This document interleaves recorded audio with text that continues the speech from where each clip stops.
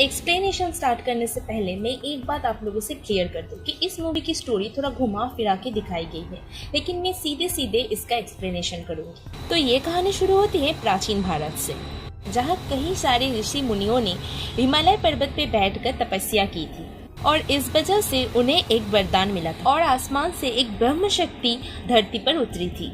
उस पावर से कई सारे वेपन का जन्म हुआ जो कि प्रकृति के अलग अलग तत्व से बनी थी, जैसे कि पृथ्वी, जल, वायु, अग्नि और आकाश। इसके अलावा कई ऐसे भी वेपन थे जिसमें जानवरों की शक्ति थी। ये सभी अलग अलग चीजों के रूप में प्रकट हुए थे। कुछ अस्त्र पत्थर के रूप में थे, तो कुछ पहनने वाले आभूषण के रूप में, कुछ तलवार, धनुष, ढाल और त्रिशूल के रूप में थे। उन अस्त्रों से ऋषि मुनियों को अपार ताकत मिली, लेकिन इन सारे वेपन के बनने के बाद भी वो शक्ति शांत नहीं हुई थी। उसमें अभी भी एक आखिरी अस्त्र जन्म ले रहा था, जो कि सारे अस्त्रों का देवता था, सबसे शक्तिशाली ब्रह्मास्त्र। उसके प्रकट होते ही पूरा ब्रह्मांड हिल गया और उसकी शक्ति से ये दुनिया तबाह होने लगी। इसके बाद सभी ऋषि मुनियों ने अपनी तपस्या से उस ब्रह्मास्त्र को शांत किया। इसके बाद उन ऋषि मुनियों ने उस ब्रह्मास्त्र को अपने पास रखकर उसकी पूजा करना शुरू कर दी। तब से उन ऋषि मुनियों के ग्रुप को ब्रह्मांस के नाम से जाना जाता है। ऐसे गुप्त लोग जो कि सालों से उस ब्रह्मास्त्र का रक्षा करते हैं और पीढ़ी दर पीढ़ी अपने अस्त्रों को आगे बढ़ा रहे हैं और छुप के इंसानों की मदद कर रहे हैं। लेकिन फिर 1990 में कुछ ऐसा हुआ जिसने सबको हिला के रख दिया। उस समय ब्रह्मांस में एक स्टूडेंट था जिसका नाम था देव। देव एक ऐसा लौता इंसान था जिसने कई सारे अस्त्रों को चलाना सीखा था, लेकिन उसने महारत हासिल की थी अग्नि अस्त्र में, इसलिए लोग उसे अग्नि देवता भी बुलाते थे। देव उन अस्त्रों का इस्तेमाल करते करते ताकत का इतना भूखा हो गया कि अब वो ब्रह्मास्त्र को हासिल करके पूरे ब्रह्मांड पर राज करना चाहता था, जिसकी वजह से बाकी सब ने उसका विरोध किया। लेकिन देव ने कई लोगों को मारकर आखिर में ब्रह्मास्त्र ले ही लिया। हालांकि ब्रह्मास्त्र को जगाना या फिर शांत करना इतना आसान काम नहीं था, इसके लिए बहुत लोगों की जरूरत पड़ती थी। लेकिन देव ने कई सारे अस्त्रों को चलाना सीखा था, इसीलिए वो बहुत शक्तिशाली बन चुका था और अपने इसी शक्ति के चलते उसने अकेले ही ब्रह्मास्त्र को जगा दिया, जिससे एक बार फिर से धरती पर प्रलय आने लग गया। उसके बाद देव को रोकने के लिए अमृता नाम की एक लड़की आगे आई, जो कि ब्रह्मांस की एक स्टूडेंट थी और उसके पास जलास्त्र थी। लेकिन सबसे खास बात ये थी कि वो देव की पत्नी थी। देव और अमृता पहले एक दूसरे से बहुत प्यार करते थे, लेकिन फिर देव ब्रह्मास्त्र के लिए पागल हो गया। लेकिन अमृता अपने कर्तव्य से पीछे नहीं हटी, उसने देव का विरोध किया। हालांकि जब तक उनकी लड़ाई शुरू हुई अमृता मां बनने वाली थी, लेकिन इसके बावजूद भी अमृता ने उसका मुकाबला किया। उन दोनों की लड़ाई एक समुद्री द्वीप पर हुई थी, जहां अमृता ने देव को रोकने के लिए ब्रह्मास्त्र को 3 हिस्सों में तोड़ दिया था, जिसकी वजह से ब्रह्मास्त्र शांत हो गया और देव की शक्ति काफी घट गई। इसके बाद अमृता ने अपने जलास्त्र से देव की अग्नि को बुझा दिया और उसने देव को उसी समुद्री द्वीप पर एक मूर्ति बनाकर कैद कर दिया। लड़ाई के बाद वो द्वीप जमीन में दफन हो गया और उसके साथ में देव की मूर्ति भी। इसके बाद अमृता ने ब्रह्मास्त्र के 2 हिस्सों को ब्रह्मांस के पास वापस भेज दिया और तीसरा हिस्सा लेकर वो मुंबई चली गई, क्योंकि अमृता मां बनने वाली थी। वो अपने बच्चे को ब्रह्मांस के लोगों से दूर रखना चाहती थी ताकि उस पर कोई मुसीबत न आए, और उसने ब्रह्मास्त्र का एक टुकड़ा अपने पास इसीलिए रखा था कि ताकि वो कभी पूरा ना हो पाए और कोई भी उसका गलत इस्तेमाल ना कर पाए। अमृता ने उस टुकड़े को माया अस्त्र के अंदर छुपा दिया था। माया अस्त्र एक ऐसा मैजिकल बॉक्स था जो कि किसी भी चीज का रूप ले सकता था और वो सिर्फ अपने मालिक का खून लगने पर ही असली रूप में आता था। अमृता ने अपने माया अस्त्र को एक शंख का रूप दे दिया था ताकि कोई भी उसे पहचान न सके। वहाँ पर ब्रह्मांस के लोगों ने ये मान लिया कि देव और अमृता मर चुके हैं और ब्रह्मास्त्र का तीसरा हिस्सा खो चुका है, और फिर उन्होंने ब्रह्मास्त्र को सुरक्षित रखने के लिए अपने 2 मेंबर के साथ उन्हें अलग अलग शहरों में भेज दिया। दूसरी तरफ अमृता के बेटे ने जन्म लिया। उसको लेकर अमृता एक अनाथ आश्रम में रहने चली गई। अमृता ने अपने बेटे का नाम रखा शिवा। शिवा इंसान के रूप में एक बहुत बड़ा चमत्कार था, क्योंकि उसकी माँ एक बहुत बड़ी योद्धा थी और उसका पिता कई अस्त्रों का मालिक था, इसलिए वो खुद भी अपने आप में ही एक अस्त्र था। उसके पूरे शरीर में अग्नि अस्त्र की शक्ति थी और वो आग से जलता नहीं था। फिर जब शिबा 1 साल का हुआ तो अचानक उसके कमरे में आग लग गई। उस आग में शिबा को तो कुछ नहीं हुआ, लेकिन उस दिन के बाद से अमृता कहीं गायब हो गई। इसीलिए सभी ने ये मान लिया कि वो उस आग में जलकर मर गई। अमृता के पीछे छूट गया था उसका वो शंख, जो कि माया अस्त्र था। उसी शंख के साथ शिबा उस अनाथ आश्रम में एक अनाथ बनकर रहने लग गया। फिर जब शिबा बड़ा होने लगा तब उसे ये बात समझ में आ गई कि वो आग से जलता नहीं है, लेकिन उसे ये नहीं पता था कि उसके अंदर अग्नि की शक्ति है। लेकिन उसकी वो शक्ति अभी तक जागी नहीं थी। उसकी शक्ति को जगाने के लिए एक ट्रिगर की जरूरत थी, लेकिन उसकी वो ट्रिगर क्या है वो हमें आगे पता चलेगा। फिर समय बीतता गया और शिबा 30 इयर्स का हो गया। वो अब भी उसी अनाथ आश्रम में रह रहा है और वो शहर में डीजे का काम करने लग गया था। दूसरी तरफ देव, जो कि 30 साल से उस समुन्दर के उस द्वीप पर मूर्ति बनकर कैद था, अचानक वो जाग गया। हालांकि वो मूर्ति से बाहर तो नहीं निकल पाया, लेकिन वो उसी में रहकर ही अपनी शक्तियों का इस्तेमाल कर पा रहा था। और इसी के चलते उसने एक लड़की को वश में करके अपना गुलाम बना लिया। इस लड़की का नाम था जुनून, जिसको देव ने ब्रह्मास्त्र हासिल करने के काम में लगा दिया कि वो उसकी शक्ति से आजाद हो सके और ब्रह्मांड पर राज कर सके। जुनून के काम को आसान बनाने के लिए उसने अपने अग्नि अस्त्र का आधा हिस्सा उसे दे दिया, जिससे जुनून देव के दूसरे अस्त्रों का इस्तेमाल भी कर पा रही थी। इसके बाद जुनून ने ब्रह्मास्त्र की खोज करना शुरू कर दी और उसने 2 गुंडों को अपने साथ रख लिया। उनका नाम था रफ्तार और जोर। इसके बाद वो तीनों काफी खोज करने के बाद ब्रह्मास्त्र का एक हिस्सा खोज लेते हैं, जो कि दिल्ली में मोहन भार्गव नाम के एक साइंटिस्ट के पास था। मोहन ब्रह्मास्त्र का एक हिस्सा था, जिसके पास ब्रह्मास्त्र का वो हिस्सा भी था और उसके पास वानर अस्त्र भी था, ऐसा अस्त्र जिसमें एक महावानर की शक्ति थी। इसके बाद एक रात रफ्तार और जोर मोहन के घर में पहुंच जाते हैं और वो उससे ब्रह्मास्त्र का वो हिस्सा मांगते हैं, लेकिन तभी मोहन उस हिस्से को अपने मायास्त्र के अंदर छुपा देता है। वो उसका रूप बदलकर अपने घर की दूसरी चीजों के साथ मिक्स कर देता है, की वजह से रफ्तार और जोर उसे ढूंढ नहीं पाते। इसी दौरान चुपके से मोहन अपना वानर अस्त्र पहन लेता है। वो जोर और रफ्तार से लड़ना शुरू कर देता है। मोहन कुछ देर उनसे लड़ने के बाद अपने घर से भाग जाता है, उम्मीद में कि वो लोग कुछ ही देर के बाद उस घर से चले जाएंगे।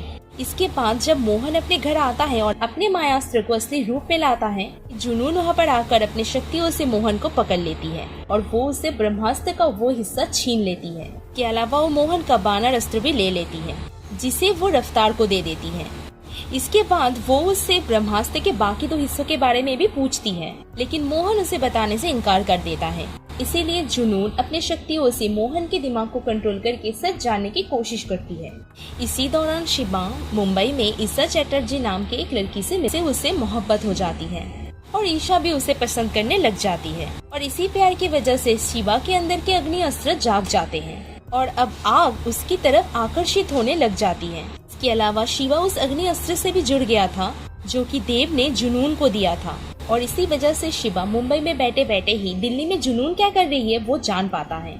उधर जुनून ने 1 हफ्ते तक मोहन को टॉर्चर किया। इसकी वजह से वो बता देता है कि ब्रह्मास्त्र का दूसरा हिस्सा कहाँ पे है। वो हिस्सा वाराणसी में अनीश शेट्टी के पास है, जो कि एक आर्टिस्ट था। ये सब कुछ पता लगने के बाद जुनून मोहन से तीसरे हिस्से के बारे में पूछती है। जुनून को ये शक था कि तीसरा हिस्सा ब्रह्मांश के गुरु के पास होगा, इसलिए वो मोहन से ये पूछती है कि अभी ब्रह्मांश का गुरु कौन है और उनका आश्रम कहाँ पे है। लेकिन तभी मोहन को होश आ जाता है और वो आगे कुछ नहीं बताता और वो अपने घर के बैल्कनी से कूदकर जान दे देता है। और ये पूरी घटना उधर शिबा को दिख जाती है।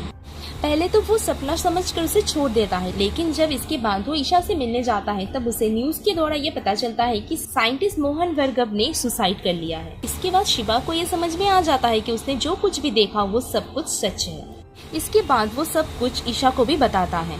शिबा को ये भी पता चल गया था कि जुनून और उसके साथी अब वाराणसी जा रहे हैं, जहाँ पे वो आर्टिस्ट अनीश शेट्टी को मारने वाले हैं। इसलिए शिबा वाराणसी जाने का फैसला करता है ताकि वो उस आर्टिस्ट को बचा सके और ईशा भी उसके साथ जाने के लिए तैयार हो जाती है। इसके बाद वो लोग वाराणसी पहुँच जाते हैं, जहाँ पर उन्हें जुनून, रफ्तार और जोर मिल जाते हैं, जो कि अनीश शेट्टी को पकड़ने की कोशिश में लगे थे। इसीलिए शिबा अनीश से मिलकर ये कहता है कि आपकी जान खतरे में है। लेकिन इसके बाद रफ्तार मोहन का वो वानर अस्त्र पहनकर वहाँ पर आ जाता है और वो शिबा और ईशा पर हमला कर देता है और फिर अनीश उनकी मदद करने वहाँ पर आता है। अनीश के पास नंदी अस्त्र था।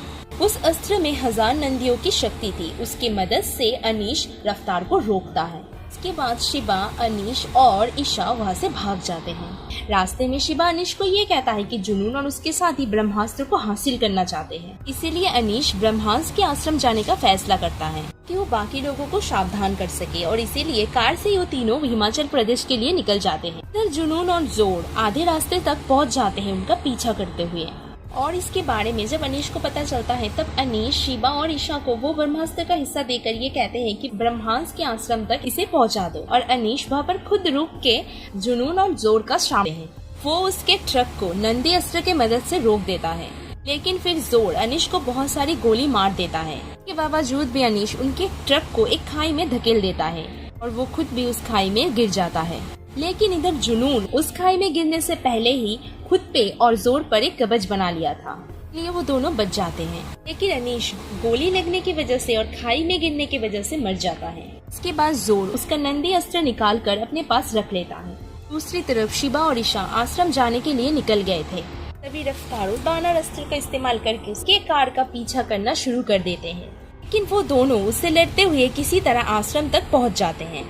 लेकिन वहाँ पर जब रफ्तार ईशा को मारने वाला होता है तब ईशा को मुसीबत में देखकर शिबा की शक्तियाँ काम करना स्टार्ट कर देती हैं, और वो वहाँ पर मौजूद एक छोटी सी आग को इतना भड़का देता है कि उससे वो रफ्तार को भस्म कर डालता है। लेकिन उधर ब्रह्मांश के गुरु रघु ने शिबा को अपने शक्तियों का इस्तेमाल करते हुए देख लिया था। तो उन्हें ये अंदाजा लग जाता है कि शिबा देव और अमृता का बेटा है।